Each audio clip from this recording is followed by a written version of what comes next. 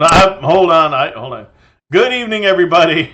Good evening, Ken. Welcome, everyone, to episode 557 of Line Upon Line. Hopefully it all rolls smooth this week.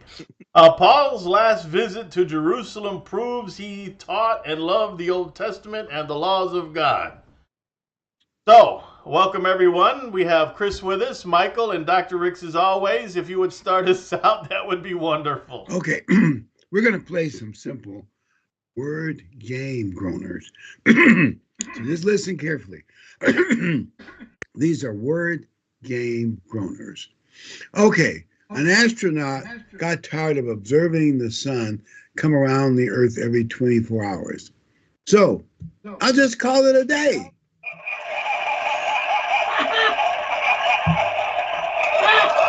A day. Okay.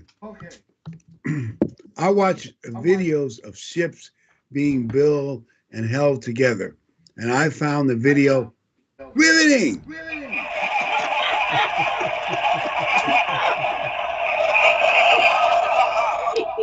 I was up all night dreaming I was a muffler under the bottom of a car, and when I woke up, it was exhausting. Oh my. That's pretty rough. I said, Ken's going to see that one coming. Exhausting.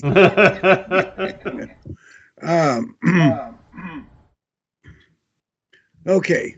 Did you hear about the school teacher who was cross-eyed? He couldn't get under control his pupils. His pupils. Now, this is pièce de résistance. So listen carefully. Did you hear about the toilet that was stolen from a police precinct? And the police have nothing to go on.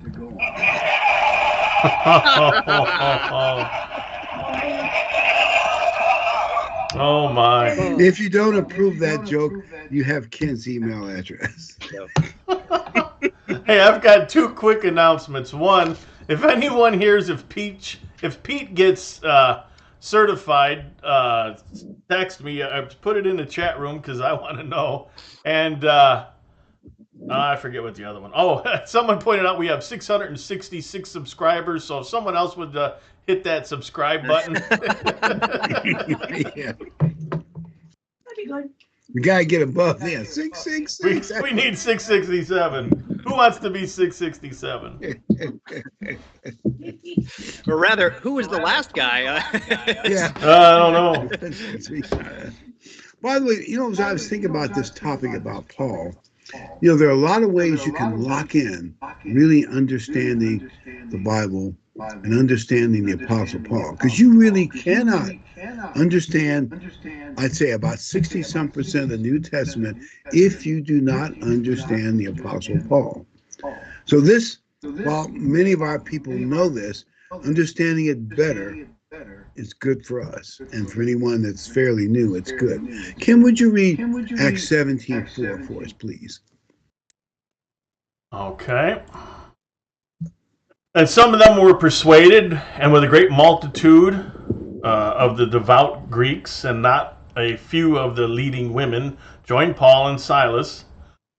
But the Jews were not persuaded, becoming envious, set all the city in an uproar, crying out, "These who have turned the world upside down have come here too." I want to point one thing. It says those Jews that were not persuaded. Some of the Jews were persuaded and were converted and didn't go with Paul. Just kind of remember that. But they said Paul was turning the world upside down. Here's what I think. The world faced two things. I mean, the Gentile world outside of the Jewish part of the world. They either faced worship of the true Creator God, or superstitious, destructive, occult world of idols. One or the other. Superstitious idols and worship of the Creator God. And the Apostle Paul was getting large numbers of Gentiles to abandon the dark magic and idols. And I think it was turning the Roman Empire upside down.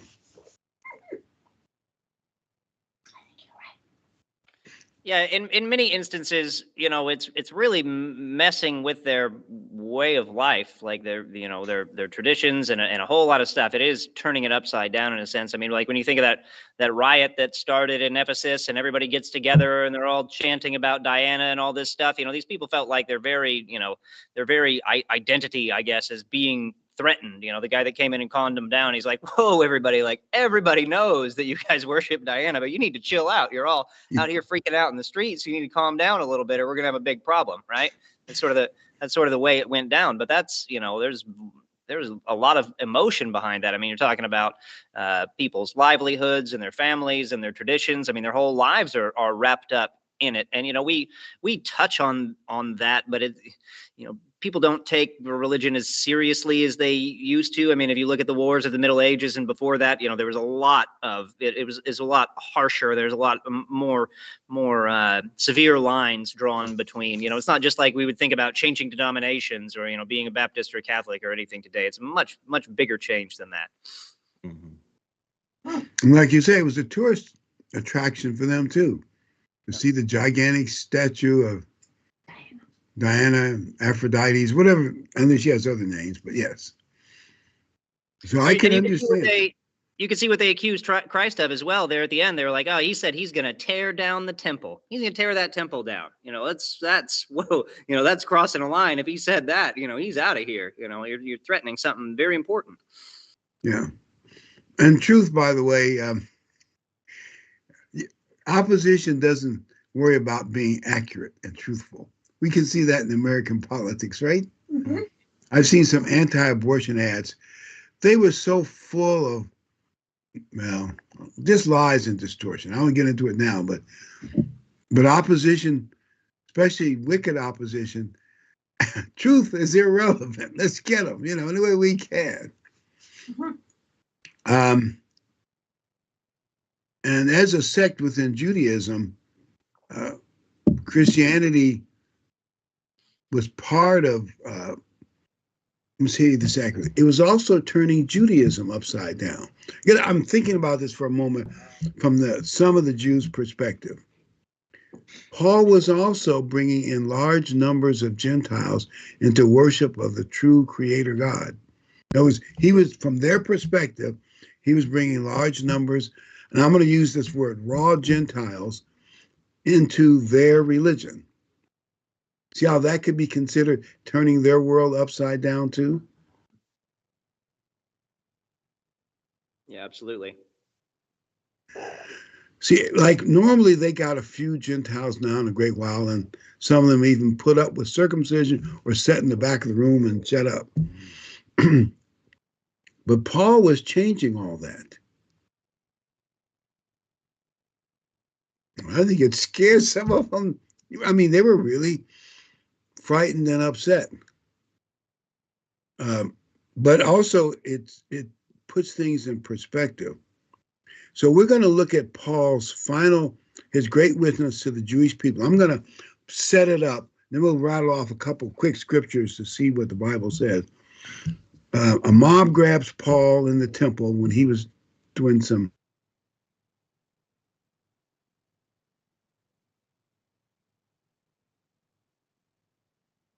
Did we lose him? Hey, he's back. You're back. Yeah. We're about to have to plan B it. Well, anyway, plan B. The mob pounced on him. The Roman legions rescued him. They had to carry him away. The mob wanted to kill him. And then they took him into the fortress, which they had built close to the temple because they had problems in Jerusalem. So there he is. And so he asked the commander in Greek, "Can I speak to the people?" Now, this picture this. There are the steps to the Roman fortress. And so he has a small army of Roman legionnaires at the base. He's at the top of the stairs, maybe a mob of 20 or 30,000 screaming people who want to kill him. And then he signals for silence so he can talk to them. Think of what a great scene if Hollywood could do that right. Anyway, yeah.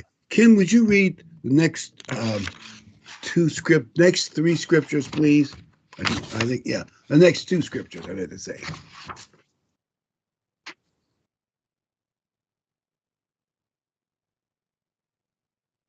All right. So when he had given him permission, Paul stood on the stairs, motioned with his hand to the people, and when there was a great silence, he spoke to them in the Hebrew language, saying, "Now it happened, as I journeyed and came near Damascus at about noon, suddenly a great light from heaven shone around me. So I answered, 'Who are you, Lord?' And he And in said to me, verse 'I am 19, Jesus of Nazareth, whom you are persecuting.'"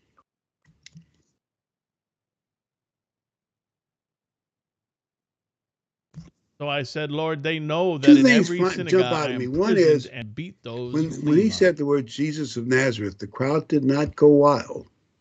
That didn't bother them so much. I mean, surprisingly, and it also shows that the Christians were keeping the Sabbath, because that's where, when he was hunting Christians, that's where he would go, because that's where they were on the Sabbath in the synagogue, like a public place.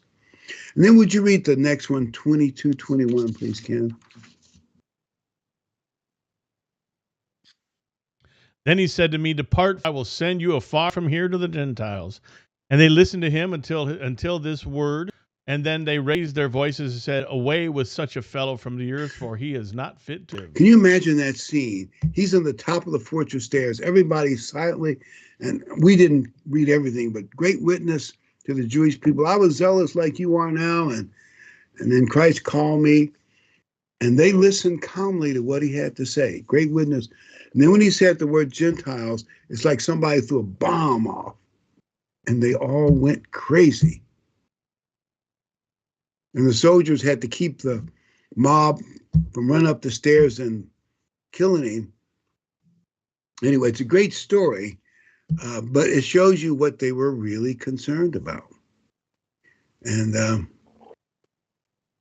I think I can understand. Like you were saying, Michael, it's like changing your world, turning your world upside down, the way they saw it, right? Mm-hmm. You have in the notes here that that some Jews felt they would soon be outnumbered in their own religion. That can be a very scary thing. You know, the idea of losing control of this thing that matters more to you than anything else. And you see a little bit of that fear, starting to actuate Europe right now. Ever since the migration crisis and a lot of these problems in the Middle East, when the Syrian civil war started and all that stuff, they're taking these massive numbers of refugees in. Their birth rates are falling. There's been a real fear over there that they're losing what it is to be French or Italian or German or whatever country, whatever language, whatever culture it is that you are from, that is intricately wrapped up with your identity, if you will. You're going to be replaced. Essentially, you're going to be outnumbered. It's not going to be that anymore. It's going to change. And however, talking about the details of it is neither here nor there. The fact is that it's a fear that actuates people to some pretty serious action. And we're seeing like a real current event example of that in the way things are going in Europe right now. But you can see where it came from, and you can imagine these people being actuated by that same kind of fear. Like, you are going to lose control of your religion, of the path to God, or these people are going to come in, they're going to sully it all up, they're going to start changing things, and that's not our culture, and we don't think, you know what I mean? And you have to, Mm-hmm. There's a racial aspect to what's going on there between the Jews and Gentiles as well. There's just a lot at play. In retrospect, really not anything important really changed, because God is in control. They forgot that, but that's what they feared. And if you were, say, in a place like Germany or France, or Holland or Sweden, and like at that Christmas bazaar, remember when the Muslim guy, this happened twice in Germany in the last few years, just got a truck and plowed through people intentionally because he's a Muslim, and I can see where, I remember you said once, can you see where some people could say fear of certain religions is not totally, do you know what I mean, Ken? Yeah, I think I know what you're getting at. Yeah. There are certain things you may have to fear. Yeah. They say that they call people what is the term they use for people who are afraid of Islam? Islamophobic, and phobia is a unnecessary fear or An irrational, what's that, Michael? an irrational fear. Irrational fear. Is it irrational? Well, they're under, the underpinning of their point is that some will claim that the cultures are not compatible, and people will claim that on both sides of the aisle.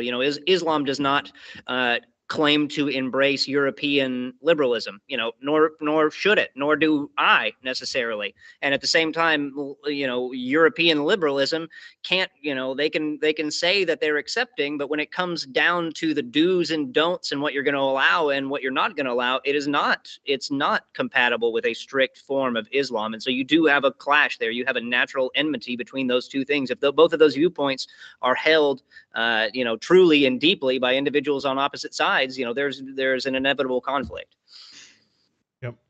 They're not compatible with each other. Those two beliefs are not compatible with each other. I can see how Jews could think that about Gentiles, but actually, as we're going to see, Paul is not really changing, except for circumcision for adults mainly.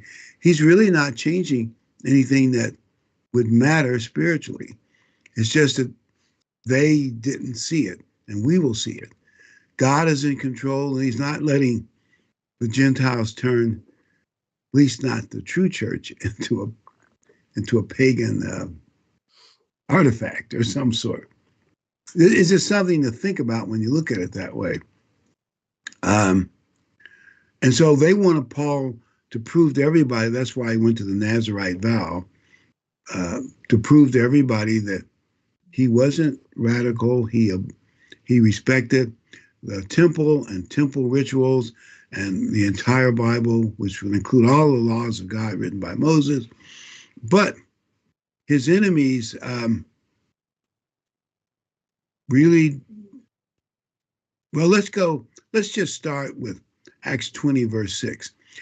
Even on his trip into Jerusalem, he showed he was keeping the holy days. But he sailed away from Philippi after the days of unleavened bread, and in 5 days joined them at Troas. And it doesn't say after Easter. It's quite clear. Anyone knows that he stayed there to keep the days of unleavened bread. Let's look at 21:21, please, Ken. But they have been informed about you that you teach all the Jews who are among the Gentiles to forsake Moses. What then? For they will hear that you have come. Paul was too famous or infamous to be able to get in and out of Jerusalem without causing a big stir. And that's just, you'll even notice when you read the scriptures, when Paul left town, including Jerusalem, but in many cities, all the commotion died down. Paul had that much impact.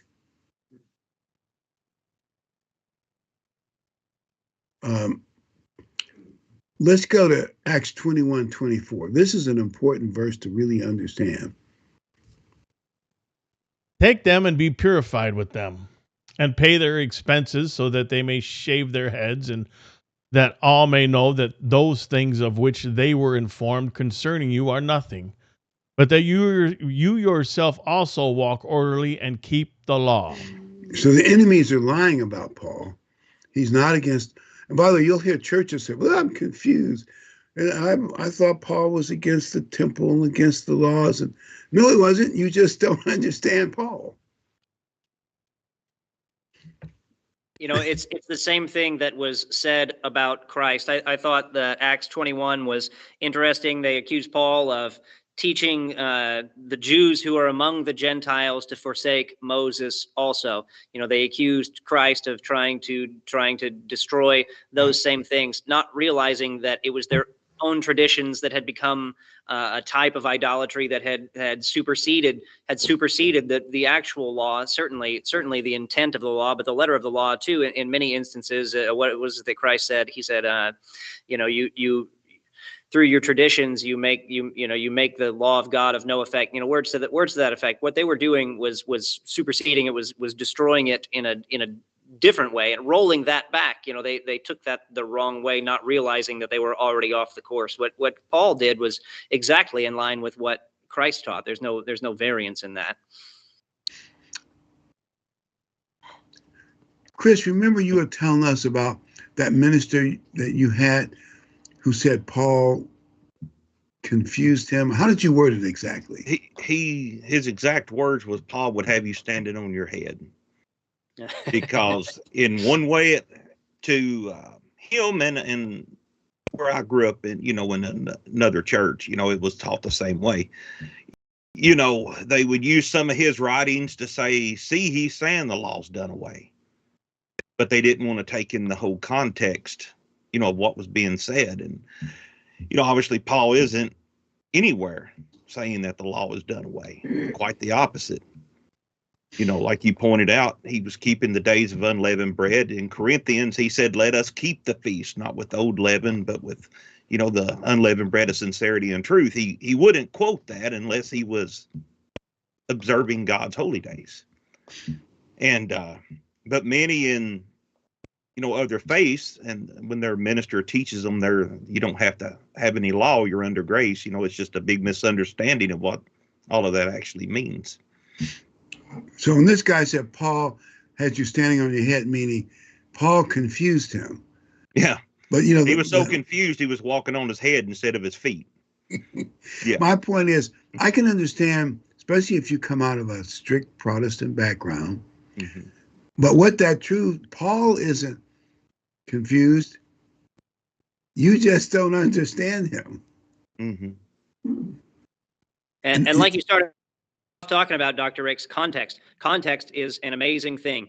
Understanding the scene, understanding the background, understanding the attitude that the different characters are coming at these situations with makes all the difference in the world in Paul's writings, with the places that he's going, in this, with the Jews who he's dealing with the Romans. It adds color to it, and it adds understanding. And if you're just picking a verse here or there out of the blue, you can get away from that. Context is always important. It's important now. You could clip little bits out of things that anybody says and make it sound ridiculous, or make it seem like something other than the intent is what you're trying to get across. And it's not, if you're interested in the truth, that's never, it's never the full story, right? Mm-hmm.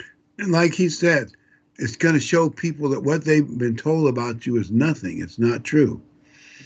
And I really think at least some of the Jews, saying all would be an overstatement, but some of them had a perspective that it was our God and it's our worship of our God, and we're going to limit it to our people and a few, interlopers here and there. But that wasn't God's will. Mm-hmm. Not that God's truth would be destroyed, don't get me wrong, like they feared, but God did not want to limit his truth to just the Jewish nation. And they didn't want that. And the truth is, even the 12 disciples did not fully get that. When you read Acts 10 and 11 carefully, and Galatians 1, you will see it. The Apostle Paul is the one, I guess because he was specifically commissioned, he saw it. The God was not limiting Christianity to the Jewish world, but they didn't want to see it. I mean, yeah, it's like they took that exclusion that it was necessary to preserve Israel, was necessary to preserve the law, the traditions of God, the prophets, all this stuff that's of immense value to the entire world, and yet they forgot that was only a step in God's plan, that his plan is meant for all of mankind. And it's in those prophecies that it would be opened to the Gentiles, that, his law is going to go out over the entire earth. But they were, things don't always happen the way they think that things don't always happen the way that we think they're going to work out. In these instances, things are not working out in the way that the Jews thought they were going to work out. According to their understanding, what happened with Christ, what Paul was doing is very much against what they expected and their sensibilities, be they right or wrong. But while during Christ's ministry, he was preparing them. They didn't understand it. The most popular verse in the Bible, John 3:16. For God so loved the world, he gave his only begotten son. It doesn't say for God only loved Israel. God only loved the Jews. And it said, for he, sent not his son into the world to condemn the world, but through him the whole world can be saved.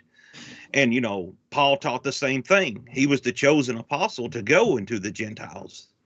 And, the whole world now, has the same opportunity that at the time only Israel had.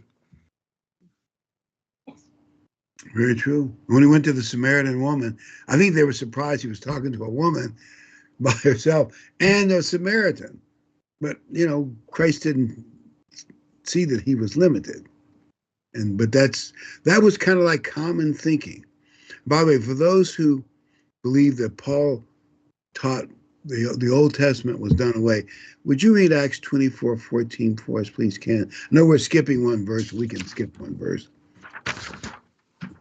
24:14, got it. All right, but this I confess to you, that according to the way which they call it a sect, so I worship the God of my fathers, believing all things which are written in the law and in the prophet. Yeah. And that's pretty much saying he believes in the Old Testament. That's what it is, the law and the prophets, pretty much. All things, too. That's a very blunt statement. Yeah, it is.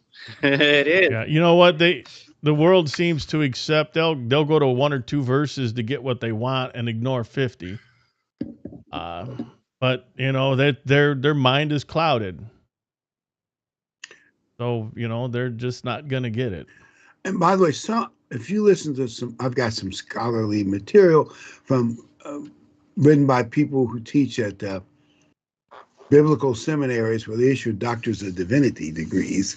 Anyway, their professors believe that the Bible contradicts itself. When you hear them talk, you'll see what I mean. Well, does the Bible really contradict itself, or is it that many leading theologians and regular people in our world just don't understand?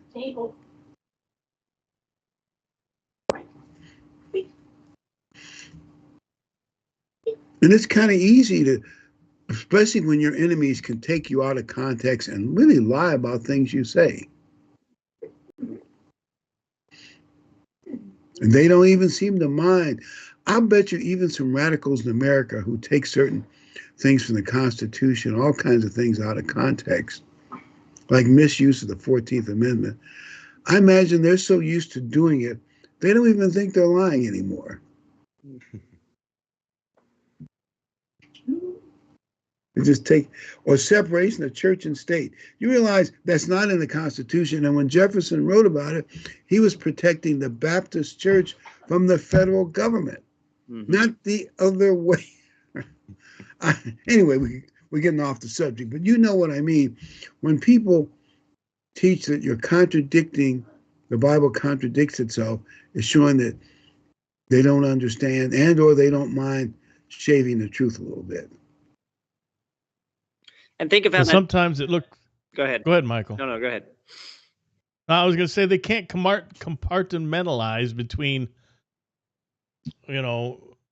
faith and Christ's sacrifice and the laws still exist. They can't get it through their head that there's two things at work here, instead of we're all forgiven for everything and it's good. Like the analogy where we all get pulled over for speeding, we get our sentence, you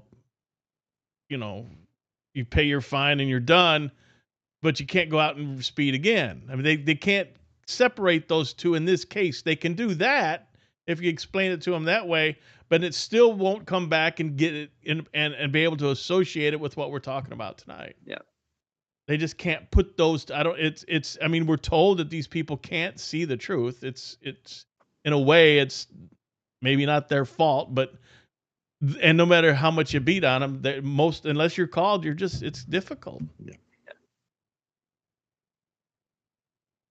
Oh, I was going to say that a contradiction, being like, oh yeah, totally contradicts itself. Totally contradicts itself. Well, then is it true? Because if it contradicts itself, then both can't be true if they're contrary to one another. Both statements can't be true. So some of it's not true, and you just kind of get to go around and decide what's true and what's not. No, like I mean that's ridiculous. You start undermining the intent, the spirit behind the book. You know, that it is true, that it is faithful. If you misunderstand or you believe there's a contradiction, or you don't understand, you know, how a couple of different scenarios or things line up, and it's not like it isn't a big confusing book, because it is a big confusing book. You know, no lie. I think everybody here cottons to that. Everybody knows that it takes a lot of, you know, study and prayer and help, information from other people, so much stuff. But to just give up on it and be like, oh, it contradicts itself, you know, something's wrong here, but we'll just go with that. You know, it's give up, and it undermines the truthfulness of Scripture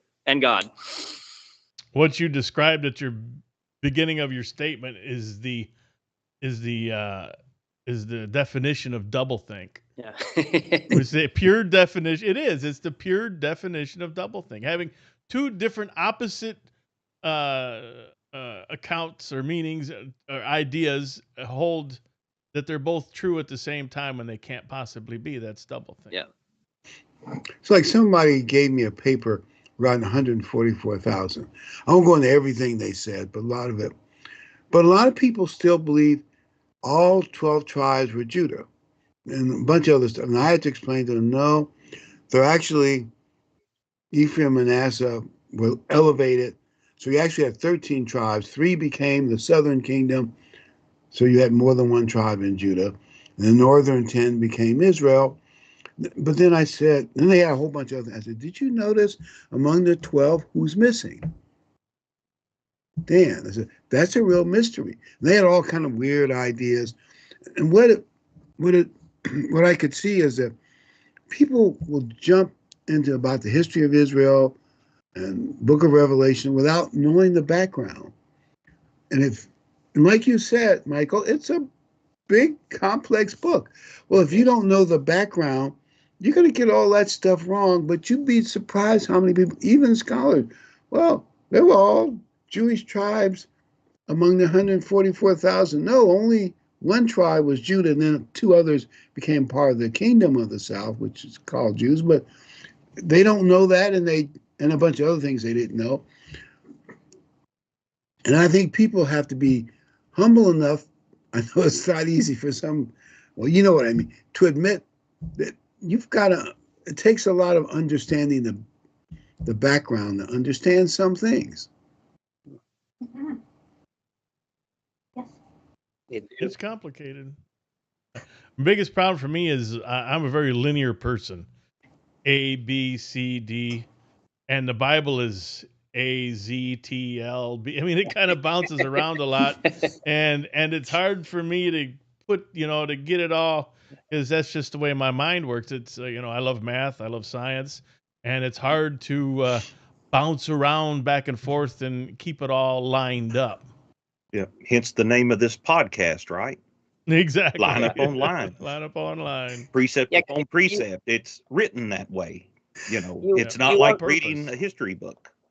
Yep. Yeah, you want to read all the way through a narrative, but like in the Bible particularly, if you're studying a topic, I'm interested in this topic. Well, you're going to get some of it here and some of it there, and a little bit is back here, and yeah, you end up having to go all over. Like when you read prophets like Isaiah and Jeremiah, but others, they'll spend one chapter about the immediate historical context. And then they'll jump and put that context in the end time. And sometimes they make it clear at the end of the age, or they're jumping. And often what they're saying applies to both the current world right in front of them, but the world may be 2,000 years later. And there are even some cases that could be a minor fulfillment, 1,000 years, then the final one when Christ comes back. Wait a minute. But if you look at those prophets, they change. There might be 20 verses on a topic. Then the next verse is about how bad you are and what you deserve. Then the next section is about the end time and how God's going to solve your problem. You think, wow, in 2 chapters, we just jumped, several thousand years. Something that I've run into is that I like to read. I like to sit down and read like books and, read it. And you pick up your Bible, and particularly in the prophets, you start reading it like it's a book, and you go ahead and read 10 or 15 chapters of Isaiah or something all at once. Just read right through it like it's a book. And, you might as well not have, because you read so much stuff about so many different things that, I would have to either be taking notes or a genius to really remember it all properly. That kind of stuff, that those parts especially take some breaking down and some thought and some context, and what's he referring to at this point, because it'll shift rapidly, and it'll cover a lot of different stuff. And actually, I think it's proof of inspiration instead of Jewish conspiracy. Like, the book of Jeremiah was burned by the king, Jehoiakim, because he didn't like the criticism of himself in the book. So God had him write everything he had predicted from when he started till that moment, and then add a few more things. And when Jeremiah rewrote it, it was not in context. Well, when they got together to canonize the Bible, the top rabbi said, wait a minute, we could try to unscramble this thing and put it in context. I think the same thing is true about some other books, or a couple of things that don't seem to match, like why Saul didn't recognize David. They said, well, we don't want to tamper what's been given to us by God, so we're just going to leave it as it is. You realize that's and even in the New Testament, all four Gospels differ. They don't actually contradict each other when you look at it carefully, but they differ. And the reason why all that's important, because if you were, say, a bunch of witnesses in a trial and you were faking it, the prosecution gets you together and you all make all your stories agree, you realize that's not the natural way four witnesses would talk. They'd all see different, or put emphasis on different things. So the fact that the Bible is not linear actually is more of a proof that it was inspired over these thousands of years than it was a Jewish conspiracy. There's a Bible out there that I bought called the Chronological Study Bible. Ooh. And it does an attempt, and it makes an attempt to try and help you with all that bouncing around. It kind of explains things. It's not bad, but it's out of print now. If you find one, good luck. But it's called the Chronological Study Bible. I bought the electronic version from Amazon, so I have it on my tablet. But to get a physical copy, I think is quite difficult. Well, let's look at Philippians 3:8. This is one verse that people can really say this proves everything that we don't like is done away. Philippians 3:8, please, Ken. Yet indeed, I also count all things lost for the excellence of the knowledge of Christ Jesus my Lord, for whom I have suffered the loss of all things and count them as rubbish, that I may gain Christ and be found in him, not having my own righteousness, which is from the law, but that which is through faith in Christ, the righteousness which is from God by faith. Now, see, what some say, well, you see, Paul just called God's law rubbish or trash. Did he really call God's law rubbish or trash? No, of course. He called the concept of earning your own salvation by your own righteous attempts at obeying, which is what at least many of the Jewish sects are doing. He calls that rubbish, because he was part of that when he was a young, aspiring rabbi.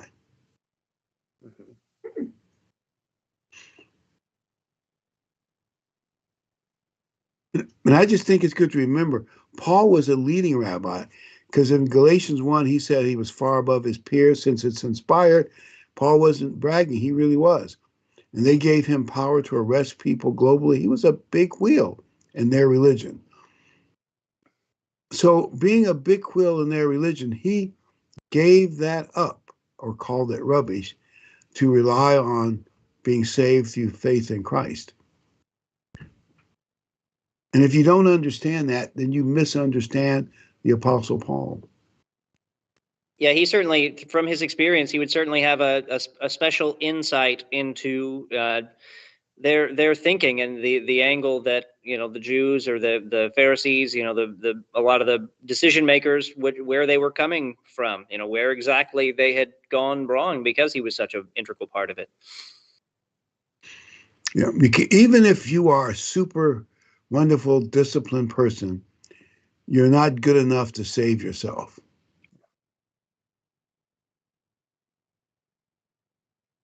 And that's what he was getting. You have to rely on Christ. And we might read these scriptures real quick, Ken. Romans 3:30, Romans 6:1, or Romans 7:12, just to show Paul contradicts this idea that he's against the law. We just read them real quick. Most of our people know them, but it's good to mark them in your Bible in case somebody tries to pull a fast one on you. Since there is one God who will justify the circumcised by faith and the uncircumcised through faith, do we then make void the law through faith? Certainly not. On the contrary, we establish the law.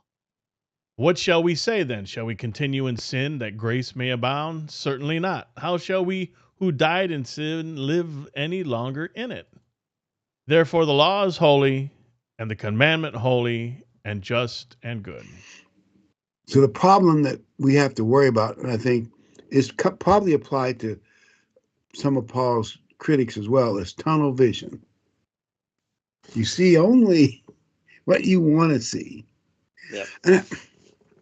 Let me ask Ken, you're more of an expert on social media. Is it possible that people lock in social media in such a way they only get the stuff that they want? Kinda, because the algos kind of the algos adjust your incoming feed to what you click on and like and interact with. So, except on X, which is weird because sometimes I wish he wouldn't do this because I get garbage I don't want.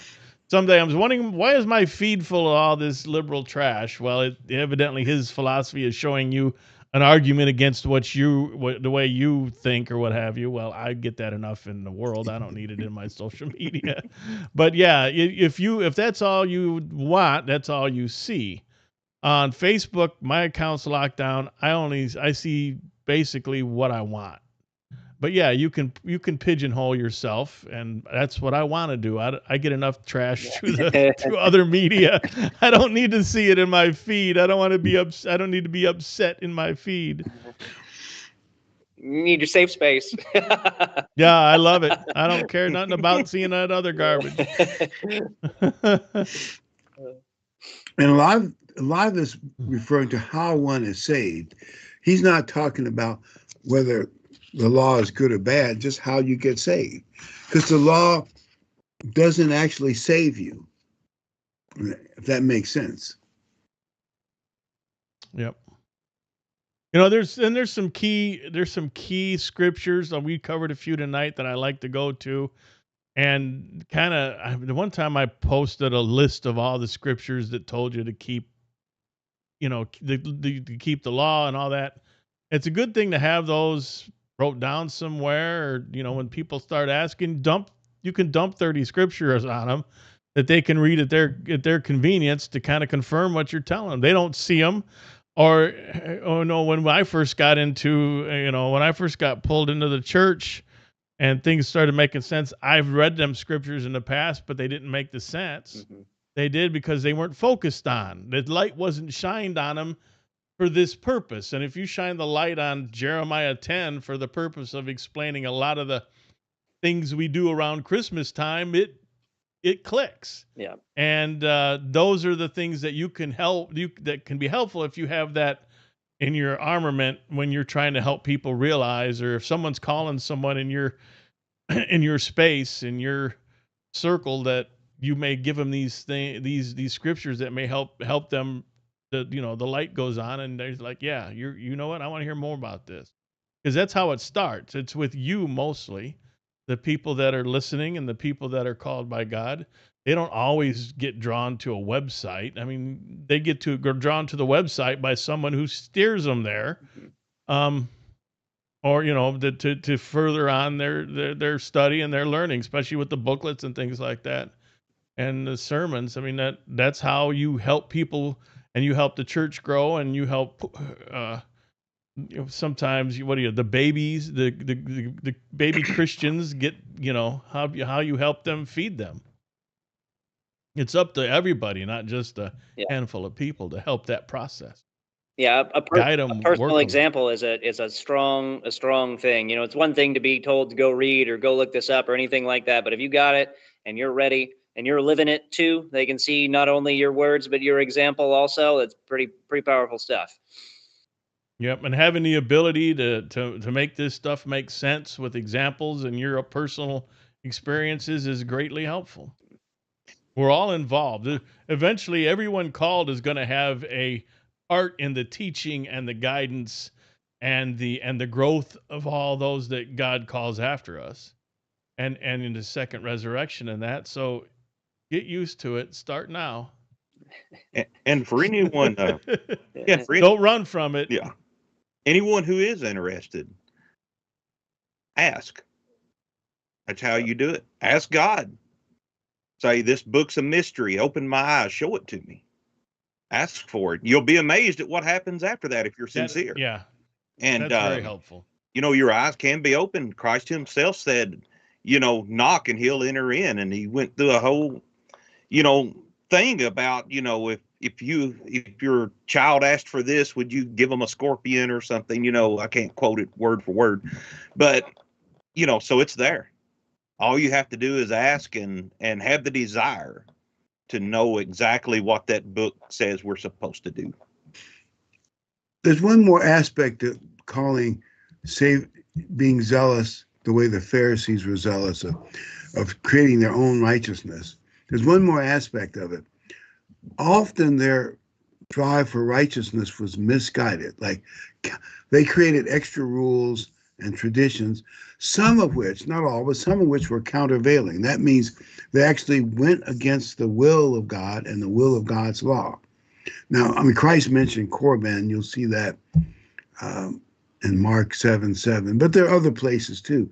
But I believe that Paul is saying they were trash because they were pulling people in the wrong direction. And you don't always see it because you think, well, if I'm super religious, God's got to be happy. Not necessarily. Mm-hmm. You could be super religious, but in a way that's actually making you maybe self-righteous, judgmental. You misunderstand things.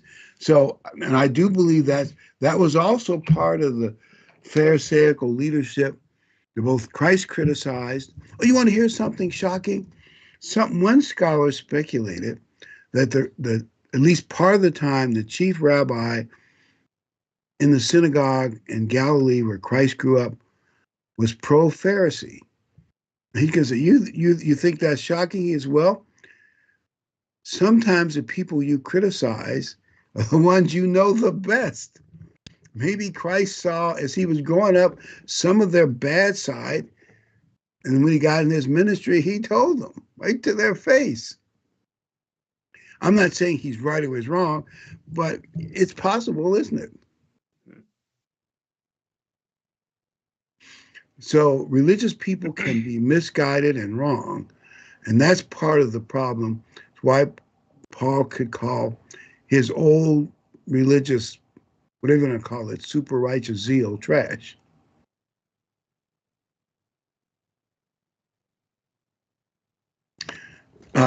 Ken, can we go to our last verse? Everybody's always glad to hear that last verse.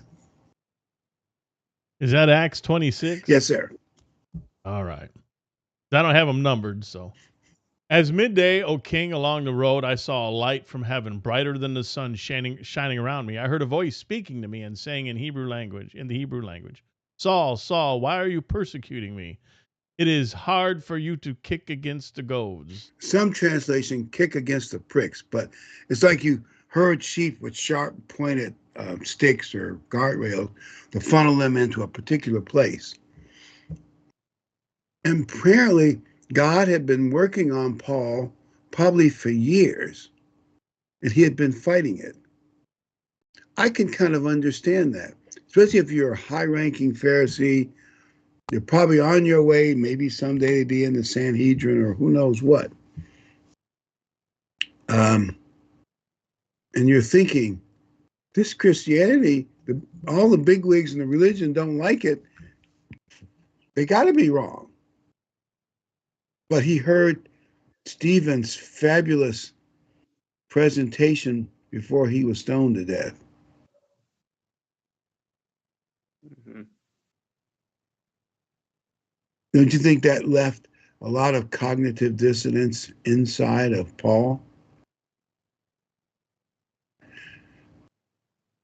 And Yeah, if he I mean, was, go you ahead. have to assume that for Paul to be called to what he did, that he really had to be sincere. He really had to truly believe in what he was doing, at least to get to that position.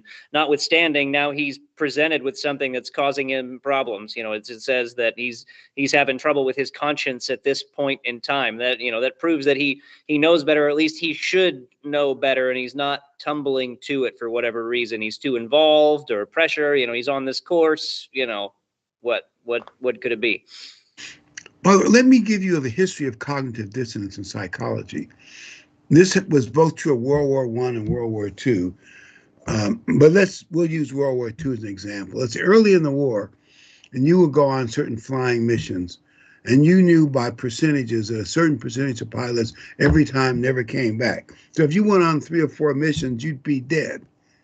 And World War I, going over the top, maybe was even more gruesome. It was a really human grinder, killing field. Well, you're patriotic, and you want to do in the enemy, and you want to win for France or Britain or whoever or Germany, and that's one mental thing. The other one says, wait a minute, this war is grinding people. It's a meat grinder. And if I go out on another mission, my chance of coming back, or if I go over the top with these machine guns, mowing people down like wheat, I'm going to be dead. And your two cognitions are clashing. They're grinding on each other. And they often call it in the war shell shock. And guys just went mentally, the two things were fighting each other out. I can understand it, being in a meat grinder type war. You want to be heroic, but something common sense says, wait a minute, this is crazy. You understand what I'm saying, don't you? And so, of course, now they have other initials for PSTD and all kinds of other things.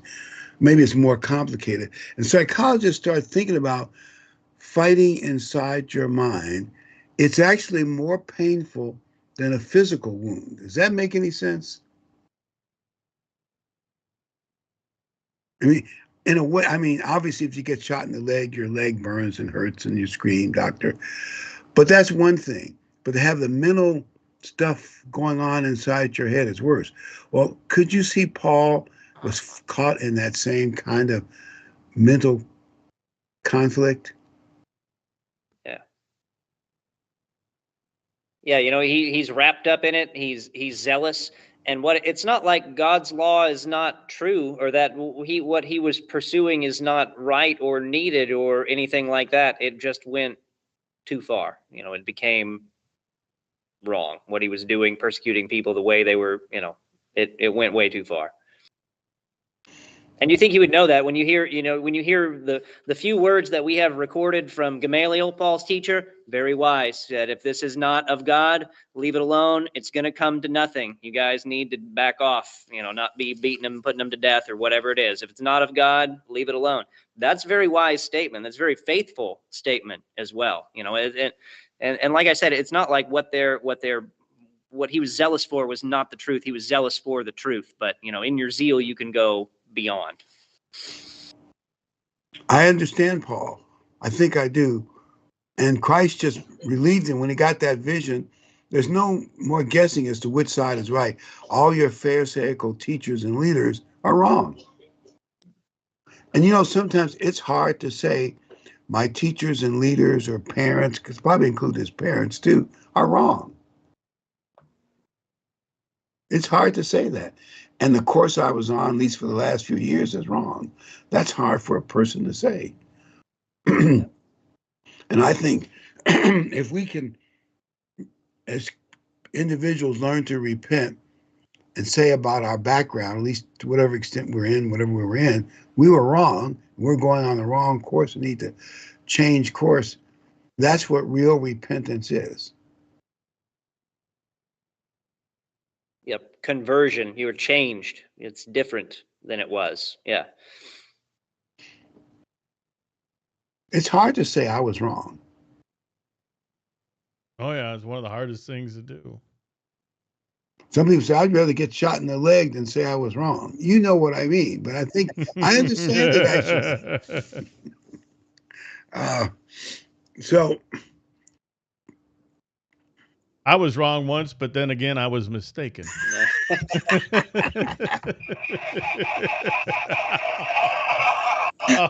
I gotta steal that joke. I was wrong once, but then I was highly mistaken. You know that Bible I mentioned? I looked for it about 5 years ago. I was going to buy some and put it in the raffle, and it went out of print, and I couldn't find any of them for like under $90. Now they're all over eBay for like $20 or for you. They're all used though. You can't get a new one hardly, but there's a bunch of used copies in there, so there's plenty of them if you want to find one now. Well, I was thinking of a common example. You take biologists, and students would tell me the most radical leftists on campus were biology people. And what bothered them, because one won't give the details, but one head of a biology department, I said, well, do you all ever consider teaching intelligent design? The man went berserko. He's a normal PhD. He went berserko. And you're going to ask me, well, why? He could just say, well, we don't believe in that. And I figured out why. Biology is being beaten up with every year. They learn more of the complexity and design of every individual cell. There's no such thing as a one simple cell organism. And they all have this double helix complex binary programming called DNA, which tells the RNA how to build the proteins that make your body and cell. And it's true in plants have the same thing, to do what they do. And even and then they found that some, they figured out what certain genes do to produce certain things, proteins. They now have discovered some genes control more than one thing. The complexity of figuring out is tougher. Uh-oh. Yeah, there's no other field quite like that advances so regularly as they study more carefully into the world around us, that reveals clearer and clearer how just utterly complicated and interwoven everything is. I mean, I could see why that would be would be a challenge. And to say that has no intelligent design is outrageous. Yeah, there's no math that can account for the Big Bang Theory and everything just happened by happenstance. There's no math that can make that work. You ought to see this. I've seen several videos where they don't even know all of it, but what what they do know about certain genes controlling certain things and the odds of it happening by chance, the number is like 10 to like 25 zeros. I can't even imagine that in my brain happening by accident. It's yeah.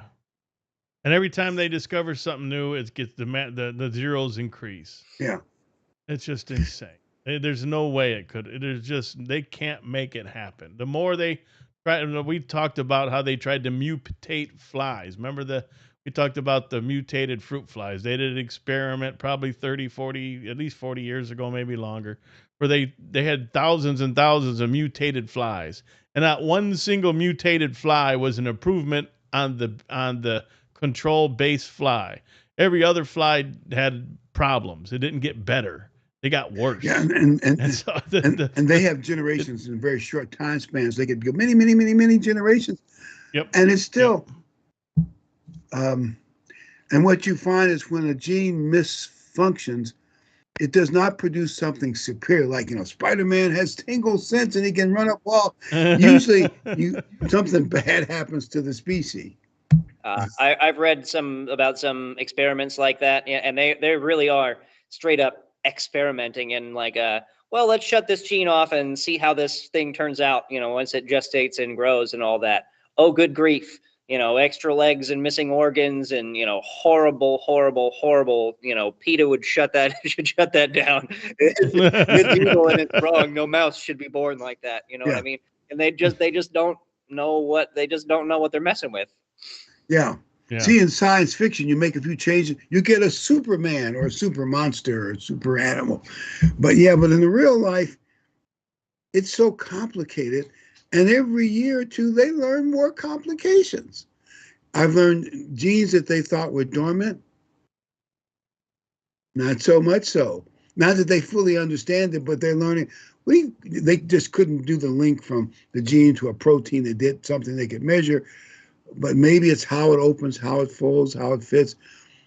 In other words, who knows what they don't know? Dormant genes just means you just haven't figured it out yet. This stuff is complex. And to say that, I think don't you think the most interesting thing are personality traits? You think about that. Mm-hmm. I mean, the genes decide your brain and all those brain cells, but it also decides like a computer, the programming, because a computer's got to have programming before it works. Your brain has built-in programming. And it's not just basic stuff like eating, drinking, reproducing, swimming, walking. There's all kinds of stuff that apparently are built into your genetic personality. Isn't that amazing? Hmm. Like Ken, you might be gifted with more mechanical talent than I am and many other people. It was just in your genes and you didn't know it. Seems to run in my family, I'll tell you. And, and some people would say, good looks run in my family, but never. That was just a bad joke. Bad joke. I'm just teasing. Don't anybody to respond. But Pete Hegseth is now your defense secretary. How did he manage with all those people complaining about him? They had to bring in Vance to cast the tiebreaker. That's good. Now we won't have a woke military. I think that's one. Oh, that's over. I think it's safe to say that that's over. In fact, the world has changed unbelievably since the last program we had a week ago. Yeah, I don't know. Yeah, how I was thinking about how we were going to wrap this up if we were going to talk about what was going on in the world, but I don't know where we're going to start. Where do you start? Other than the only thing I can say to sum this up is Trump ain't playing. Yeah. And the world either gets on board or they start to have problems. It seems like I don't know. It's wild. It's getting very, very wild. Trump's impact can be seen. Actually, you could even see it before he took office, but it's seeing it this week. Yeah. I heard there's they couldn't recruit soldiers. They were down in all the branches. The Hegseth factor, they say now, is increasing recruitment, even before he got confirmed. That's what I heard. Yep. So that's a good sign for America. I mean, I realize that there may be some hard times ahead for America and Trump because the other people are plotting and scheming. But boy, have you ever seen a president steam ahead like this? He don't care. He's got 4 years. That's all he's got. He knows it. And he's got a bit of a mandate, and he don't care. And I don't blame him after what they've done to him for the last 8-9 years. I wouldn't care either. I hope he gets, I know this sounds weird, I hope he gets that 14th Amendment applied properly. It was not meant for, they have birth tourism in America, where you fly to America, have your kid, stay a week or two, get your birth certificate, and you fly back to wherever you're going. And then if you want to come back to America some future time, you can say, well, he's an American citizen. You can't split us up. We all got to stay. It's an anchor baby, and it's a scam. Don't you see it? Yeah. It's a twisting of the amendment. It was meant for people who didn't have citizenship like slaves. It was not meant for anchor. Well, you know what I'm saying. But nobody seems to know that. Right. My mom was an anchor baby.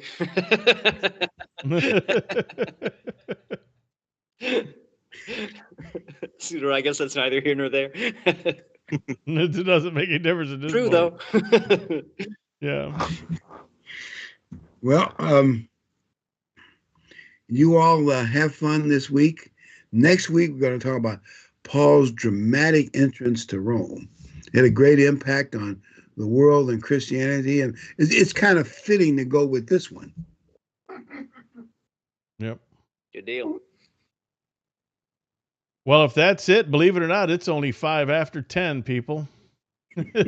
So with that said, I'm going to thank everyone for joining us tonight. Enjoy the rest of your Sabbath, and we'll see you back here again in a week. And good night, everybody. Good night, everybody.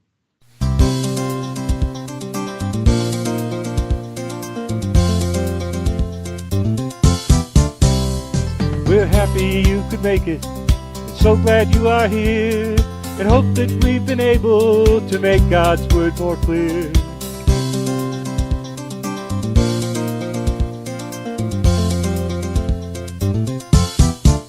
Until next time, may God be with you in everything you try. But for now, till next week, we have to say goodbye.